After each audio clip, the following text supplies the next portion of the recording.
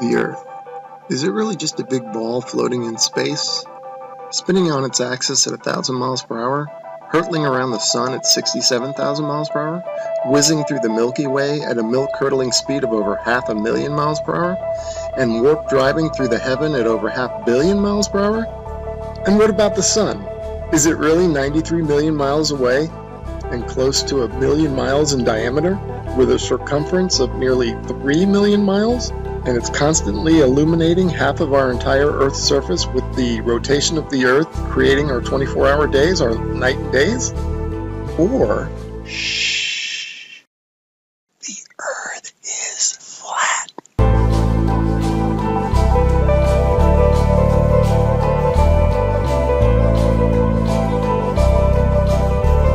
And maybe it's completely still, just like we experience. And maybe the sun isn't big, but is very small and very close, and not illuminating the Earth from 93 million miles, but is illuminating locally. And maybe everything, the sun, moon, and stars, are not far away, but are circling overhead relatively close. In this video, we're going to explore the latter option, and at the end, we're going to reveal startling evidence through the use of time-lapse photography that the sun cannot possibly be 93 million miles away, but is in fact very close, and is illuminating locally as it traverses our flat Earth. Oh man, and watch how this sun comes at you. Boom! I mean, come on. And that's all perspective. If you look at jet trails, Google Images, you'll see them. They start out low at the horizon, they come up overhead. Look at that thing. They come up overhead and then they go down to the horizon. Perfectly explains what the sun would do. Here it is going overhead. I love time lapse. And look at this. You can't go out and look at the sun. You can't see this stuff, except that it's on, time lapse like this. It's incredible. Now watch this thing. It's sweeping. The sun over flat Earth is doing a big circle, right? Look at this thing. See it sweeping to the right. It's like a lefty bowler. Just toss that down the alley, and there it goes, hooking into the pocket.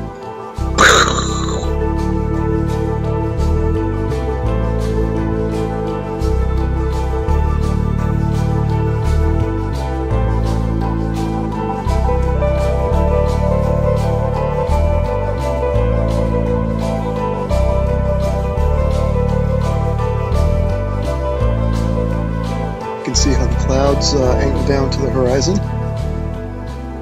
A shot of it there. That's exactly how the sun would do on flat Earth. Okay, back to the Copernican principle, and this is what they tell us. The sun is 93 million miles away. Now, I'm going to show you evidence through sunsets that shows the sun light following the sun over the horizon, and it shrinks as it goes over. Now, there's no way it would do that if the sun is 93 million miles away. Okay, first I'm going to show you some footage from the ISS.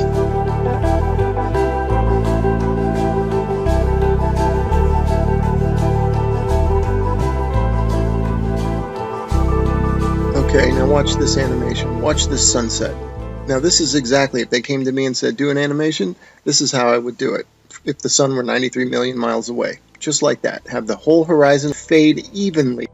But that's not what we see.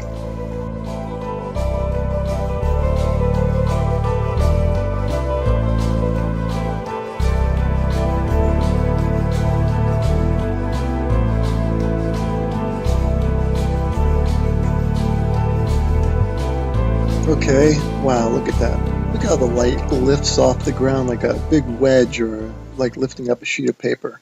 That's incredible footage. Definitely the light's following the sun, right? Okay, next I'm going to show you how a sun that is circling over the Earth, that creates the horizontal aspect of the sun.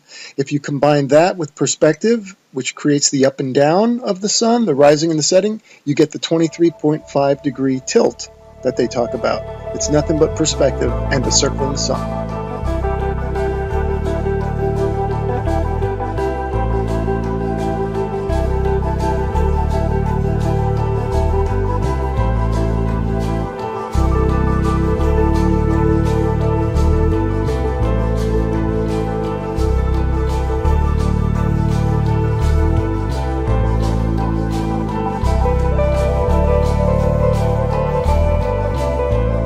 here's another sun sweeping out a big circle.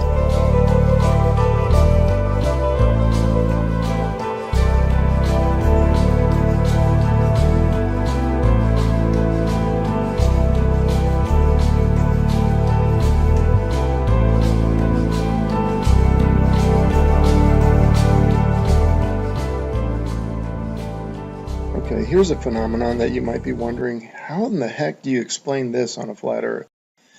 Well, this footage is taken from Alaska during the summer, and the sun does look like it's going up and down.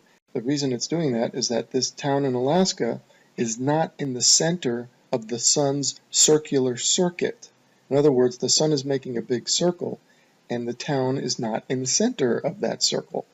So the sun will be closer and further from the viewer with the camera.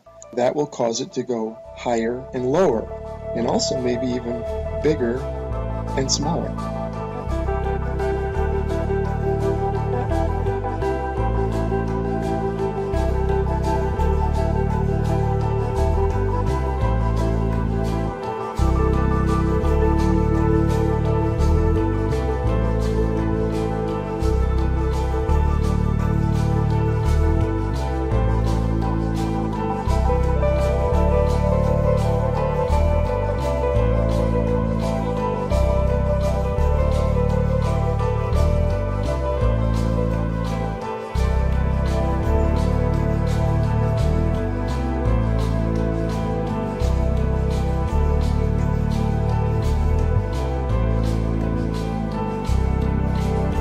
Look at the high altitude airplane. Remember, this is from a high altitude balloon. So that airplane is probably at cruising altitude.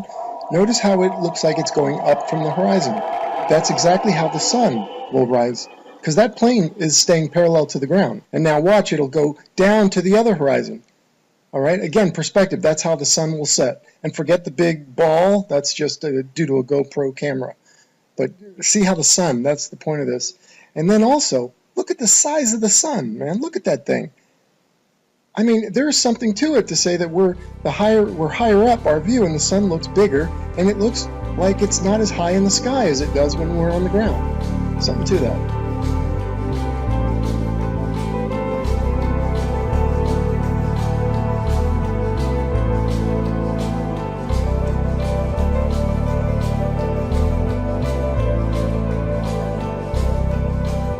Let's explore this notion a bit further, that the sun looks bigger when filmed from higher up. The next 3 slides, I'm going to do a comparison, a side by side. The one on the left, the camera is above the clouds. The camera on the right is ground level.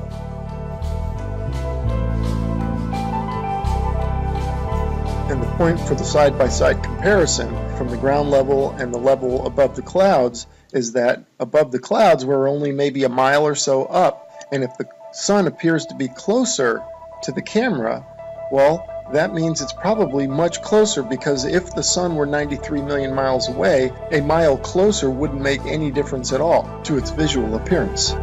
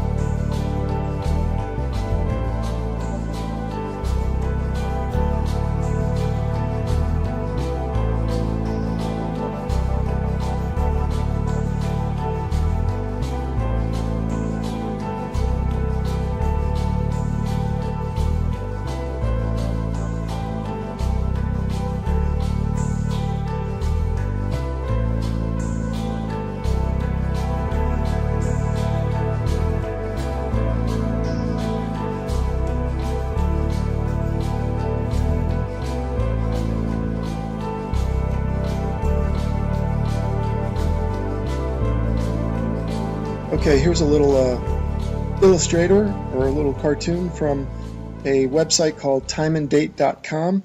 It's really funny that they would have a perfect illustration of a sun rising and setting on a flat earth due to perspective. You'll notice that it rises from below the horizon and sets below the horizon. Now you might be saying, well, how's that possible? I can see now you're saying that it rises and lowers due to perspective, but how does it disappear below the horizon? Well, I got a theory about that. Because of the fact that all parallel lines and planes converge at your eye level horizon, this is according to the perspective, I'm not making this up. If in fact, and they do, they converge at your eye level horizon visually, then it makes sense that after that point they diverge, meaning they then separate, so the sun would continue on a downward track. As you can see from my illustration here, the lines would go to your horizon and then afterwards they would spread out and separate, kind of like a starburst, and the starburst being at your horizon, at your focal point.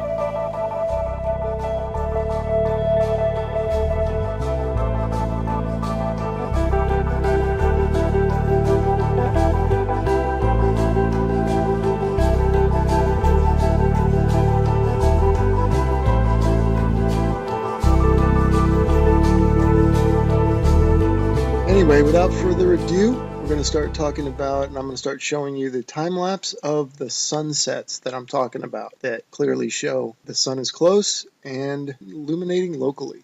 Here we go. Alright, and here are a couple of time-lapse sunsets, and just like the sunrises at the beginning of this video where you could see the sun coming at you, not maintaining any 93 million mile distance, here you can also see the sun moving away, and it's clearly not due to the rotation of the Earth and a sun that's maintaining 93 million miles away, but the sun is moving over the Earth and moving away from you.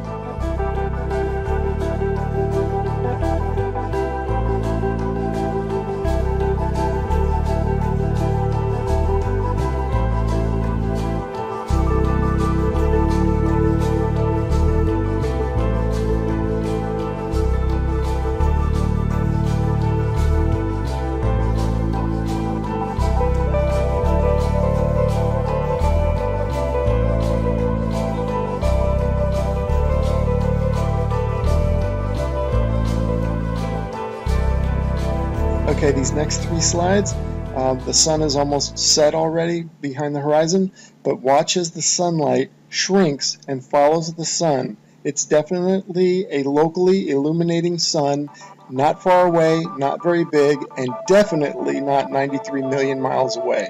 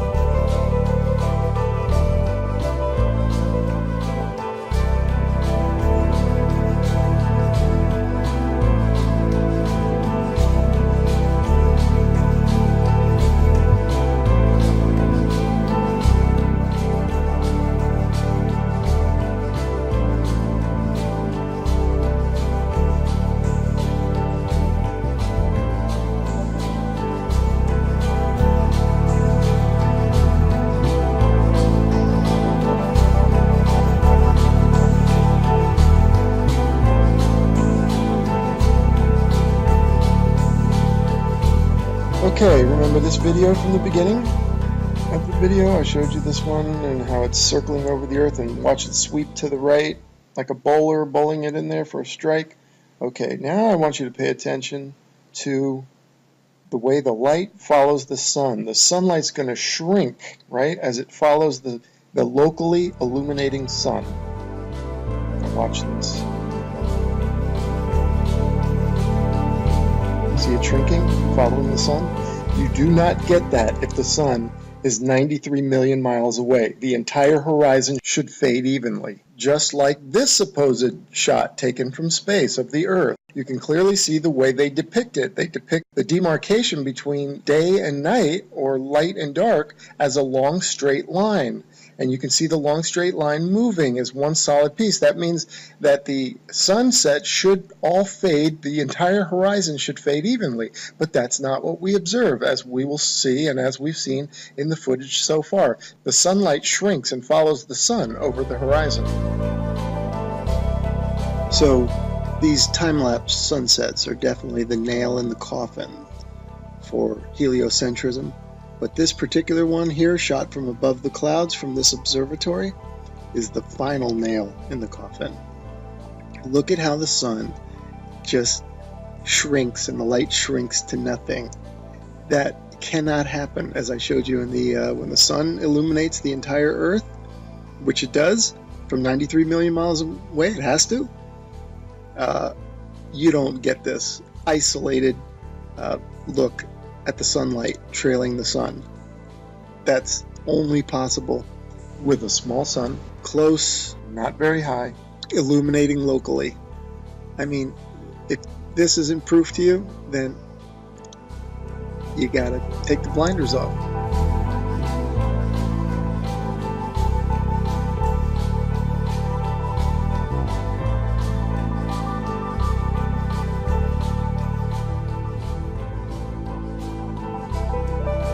Okay, and finally I want to show you some examples of local illumination, or a city in the background.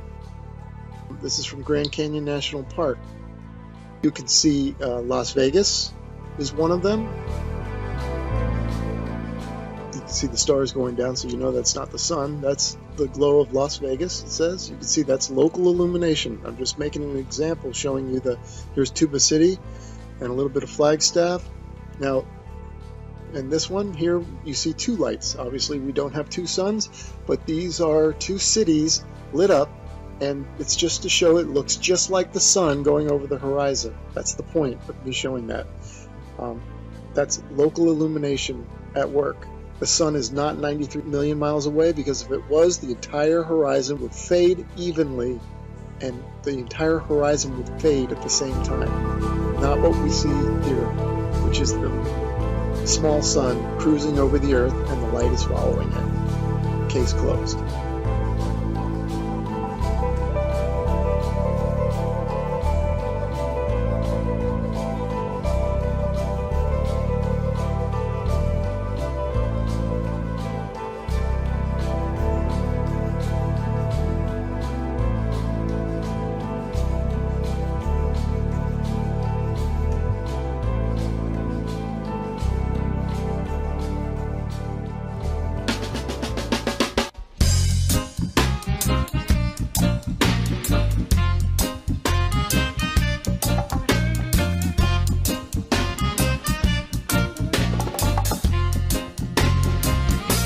The earth is flat.